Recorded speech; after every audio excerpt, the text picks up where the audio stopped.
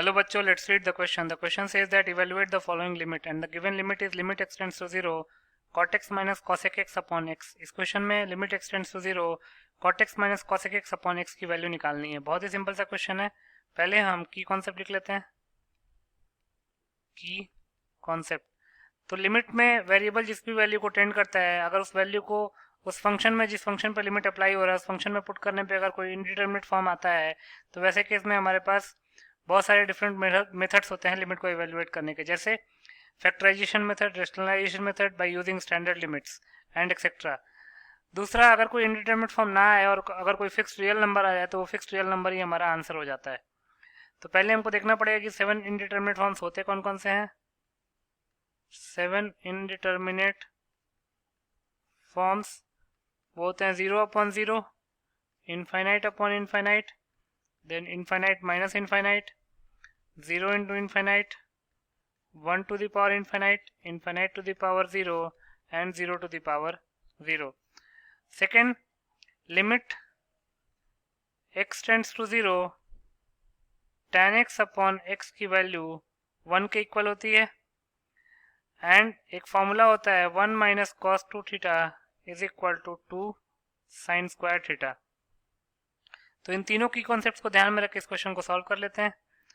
लिख सकते हैं limit x tends to 0, numerator में है cot x minus cosec x और डिनोमिनेटर में है x, cot x minus cosec x upon x। अगर x की वैल्यू 0 पुट करेंगे तो cot 0 इनफाइनाइट हो जाता है, माइनस cosec 0 भी infinite, infinite minus infinite upon 0। Infinite minus infinite भी एक इनडिटरमिनेट फॉर्म है। तो ऐसे केस में हम क्या करेंगे, इसको लिख सकते हैं limit x tends to 0, cot x को लिख सकते हैं cos x upon sin x, minus cosec x को लिख सकते हैं 1 upon sine x whole upon x.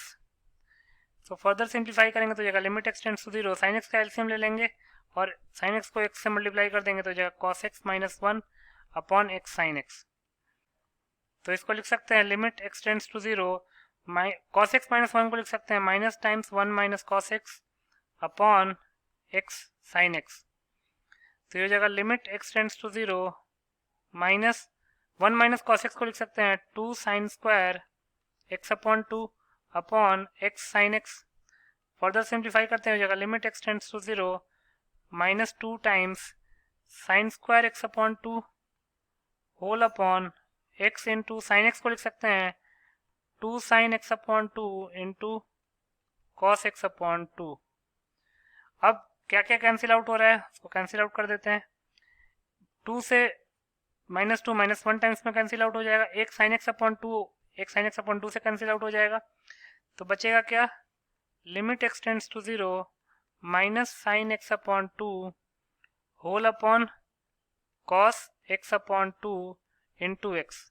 Further simplify करते हैं, माइनस 1 को बाहर ले आते हैं, ये जगह limit x tends to 0 sine x upon 2 upon cos x upon 2 को हम टेन एक्स अपॉन 2 लिख सकते हैं, ten x upon 2 upon x है तो नीचे वाले x को 2 से मल्टीप्लाई डिवाइड कर लेते हैं तो माइनस 1 अपॉन 2 बाहर आ जाएगा, लिमिट x टेंड्स टू 0 अंदर क्या बच जाएगा tan x upon 2 whole upon tan x upon 2। तो limit x tends to 0 tan x upon 2 upon यहाँ पे टेन एक्स अपॉन 2 नहीं x अपॉन 2 होगा, इसको करेक्ट करेंगे, ये है x अपॉन 2। अब चूंकि x 0 को टेंड कर रहा है तो x अपॉन 2 भी 0 को टेंड करेगा तो limit x tends to 0 tan x upon 2 upon x upon 2 क्या हो जाएगा 1 के इक्वल। तो ये हो जाएगा माइनस 1 अपॉन 2 इंटू 1, तो हमारा आंसर क्या हो जाएगा माइनस 1 अपॉन 2। तो लिख सकते हैं hence minus 1 upon 2 is the required answer.